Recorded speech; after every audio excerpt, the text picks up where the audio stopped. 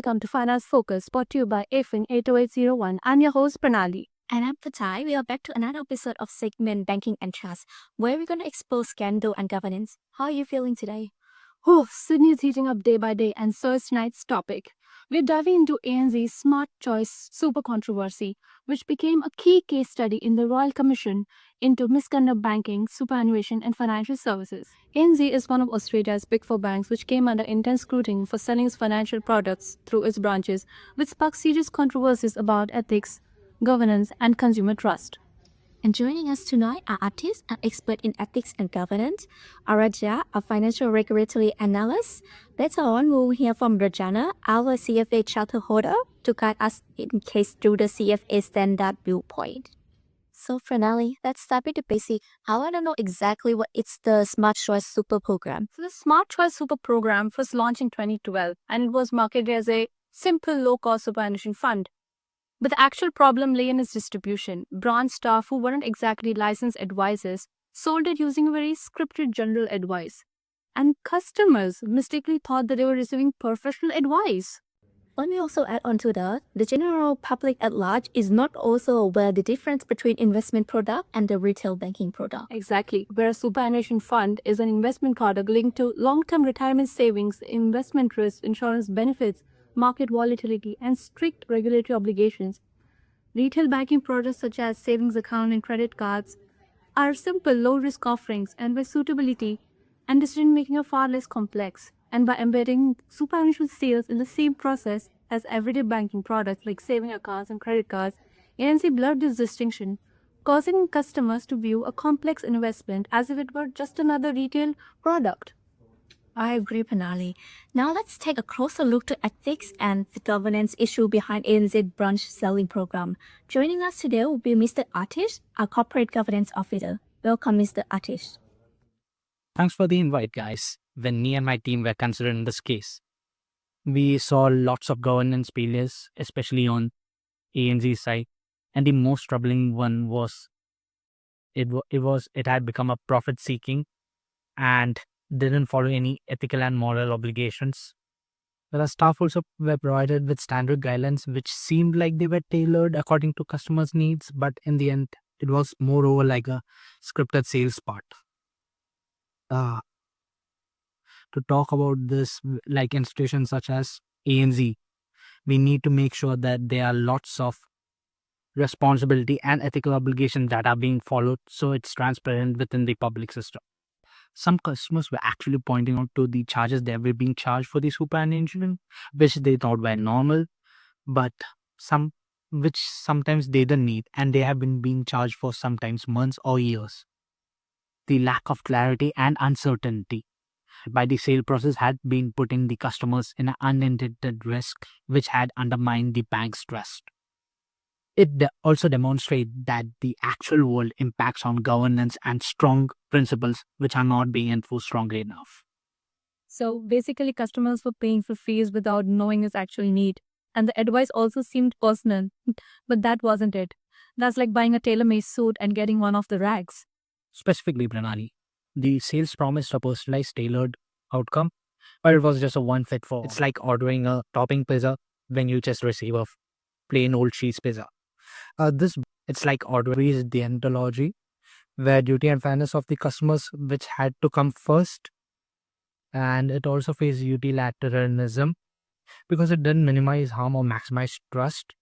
Profit target replaced genuine care, breaking rules and damaging both the trust and the company's name, bank's reputation in this case, which is a stark example of ethics being sidelines for sales. So, hit the target, lose ethics. Sounds like a plot twist no one ever wanted. Yes, and sadly, it happens a lot too often than we think. Chasing profits and sales targets means ethics was being brushed aside. It was only breaking the customer's trust and also harming the bank's reputation. And I think it should be a general reminder that hitting numbers should never come before giving them a fair and honest guidelines. Thank you, Atish. Now let's bring in Aaradhay, who is a financial regulations analyst, to explore the repercussions and the regulatory and legal pressures faced. Aaradhay, what stands out to you? Thanks, Pranali. Yeah, the ANZ definitely had a lot of consequences on multiple levels, but we're going to start with some of the direct effects that they had, which included regulatory sanctions and leadership scrutiny, and also the risk of breaching laws. Well, ASIC was watching them very closely, and if they hadn't acted on time, even civil penalty proceedings were a real possibility. So basically, not exactly what kind of spotlight you want on your Monday morning meeting, right? Yeah, well, exactly. And then there was indirect consequences, which led to ANZ's suffering brand damage and their reputation damage over time. And customer trust also eroded over time, but not just for ANZ, it was across all the banking sectors. The scandal even prompted industry-wide reforms, which eventually led to ANZ abandoning their smart choice super sales model. And that's a big deal because President bans isn't exactly something you can just rebuild overnight. But yeah, absolutely. But to give you guys a more specific timeline, surveillance began in 2014, which led to a formal investigation later. And by December 2016, ASIC issued a position paper stating that ANZ might have breached the law. But in May 2017, ASIC actually drafted court proceedings, which alleged that some of the breaches might have been done by ANZ. And by July 2018, ANZ signed an enforceable undertaking to stop the sales model within 45 days. So, what this shows is how regulatory and legal pressures can not just reshape operations, but also culture, strategy, and relationships with the customers. So, this is just a cautionary tale for the whole industry. In conclusion, rules, reputation, and a bit of reality check all wrap up in one schedule. Thank you, Aracha, for breaking down the regulation and record pressures. It is clear that consequence went beyond number and fines. They shock public trust and reshape the banking landscape. And if you thought this was just about some paperwork and court filings, think again. These decisions actually affect real people's retirement savings, insurance, and the confidence in the system. Exactly. And to help us explore broader implications to the lens of professional standard, now we're going to turn to Ranjana, our CFA charter holder. Ranjana, what lesson can you draw from this situation through the lens of CSA Code of Ethics and Standard of Professional Conduct? Thanks, Qatar. Looking at the ANZ case through the CFA standards, several breaches stand out. Firstly, Standard 1A, knowledge of the law, staff ignored licensing requirements and opened accounts without proper disclosure, exposing both clients and the firm to risk. Standard 1B, independence and objectivity was also compromised. Sales incentives overrode professional judgment, while Standard 1C, misrepresentation occurred when clients received misleading advice on product suitability and risk. Under Standard 1E, competence, unlicensed staff lacked access to responsible advice, directly undermining client trust. Moving on to Standard 3, loyalty, prudence, and care. Under 3A, staff failed to act with loyalty and prudence. Under 3B, fair dealing was violated as customers were treated unequally and sales rewards biased the advice received. Under Standard 3C, suitability, clients were misled about whether the smart choice super product matched their needs.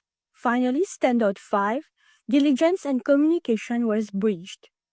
Under 5A, proper research and due diligence were replaced by sales-driven behavior. Finally, under 5B, clients were not fully informed of risk and transparency suffered.